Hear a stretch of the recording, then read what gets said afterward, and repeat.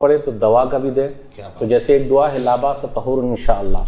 لیکن کچھ لوگ ایسے ہیں جن کو ڈاکٹر نے انکار کر دیا ہے، جیسے آئی سی یو میں ہیں اور ان کے رشتہ داروں کو بلا لیا گیا ہے، اب آئیے آخری ملاقات کر لیتے ہیں، دیدار کر لیتے ہیں.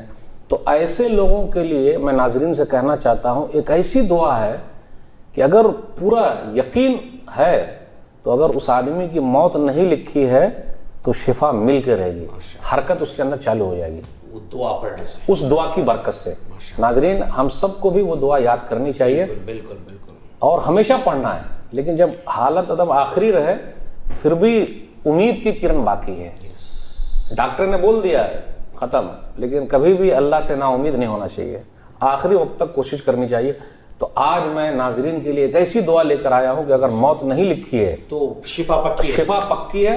7 مرتبہ لیکن پڑھنا پڑے گا. ماشاءاللہ 7 مرتبہ اگر وہ دعا پڑھ لے تو شفا پکی ہے انشاءاللہ.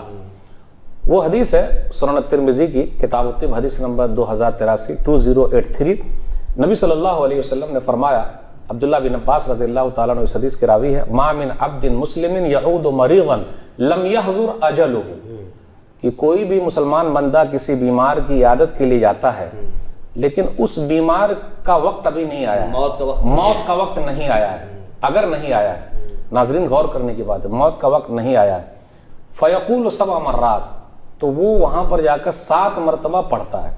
دعا کیا ہے؟ آئیے ہم اور آپ بھی دعا پڑھتے ہیں اور ایسے مریضوں کے لیے دعا کرتے ہیں. بالکل. اسأل اللہ العظیم اسأل اللہ عظیم رب العرش العظیم ان یشفیک. 3 الفاظ بس. ماشاءاللہ. اسأل اللہ العظیم رب العرش العظیم ان یشفیک. کیا بات ہے ماشاءاللہ. یا ان یشفیک. بالکل ان یشفیک. بس. اسأل اللہ العظیم رب العرش العظیم ان یشفیک.